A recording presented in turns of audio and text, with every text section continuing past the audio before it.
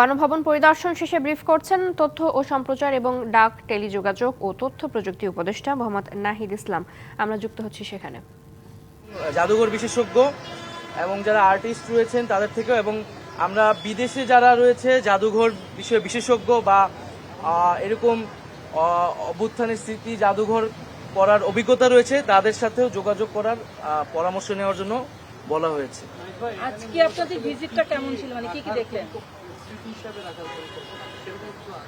এখানে প্রথমত যে এই যে 36 দিনের যে অভ্যুত্থানটি, সেই অভ্যুত্থানের পুরো সামগ্রিক স্মৃতিটা থাকবে, দিনলিপিতে থাকবে। আমাদের যে শহীদ যারা হয়েছেন এই আন্দোলনে তাদের স্মৃতি থাকবে, তাদের তালিকা থাকবে। এবং এই আন্দোলন ছাড়াও গত 16 বছরে আমরা এই অভ্যুত্থানটাকে তো একটা 16 বছরের একটা লড়াইয়ের একটা মুহূর্ত আমরা 5ই আগস্টে পেয়েছিলাম। এই পুরো 16 বছরে যে আমাদের যেই নিপীড়ন হয়েছে, যারা গুম হয়েছে তাদের তালিকা থাকবে, এবং যাদের বিচার বহির্ভূত হত্যা হয়েছে এই সকল বিষয়গুলার একটা রিপ্রেজেন্টেশন থাকবে। এবং যেখানে আমরা সিদ্ধান্ত নিচ্ছি এই যে স্থাপত্যটা এখন ভগ্নাবশেষ অবস্থায় আছে সেটিকে সর্বোচ্চ সেই অবস্থায় রেখেই আমরা এই জাদুঘরটি করা হবে। এবং এখানে কিছু ডিজিটাল রিপ্রেজেন্টেশনও থাকবে।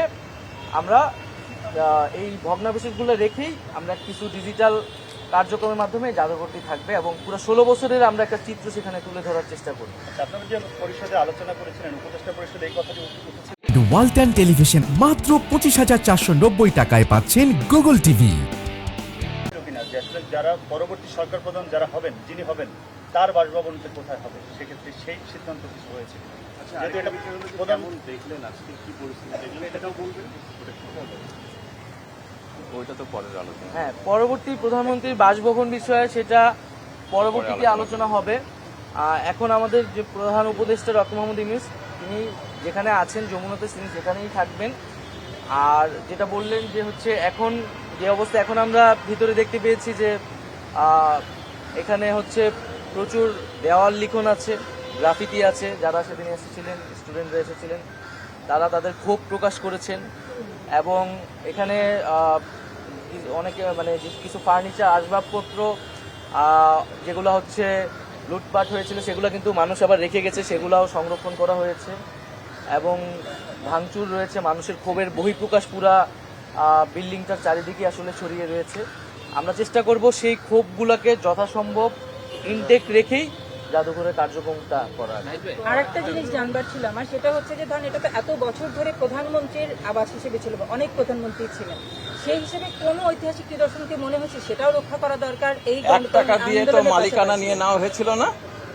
1 টাকা দিয়ে কি মালিকানা নেওয়া হয়েছিল? জনগণের ছিল কতখানি? আমরা জনগণের জন্য এটা উন্মুক্ত করার চিন্তা করছি। না, সেটা তো আমরা বললাম যে ঐতিহাসিক অন্য কোনো নিদর্শন আছে কিনা, অন্য কোনো সময়ে।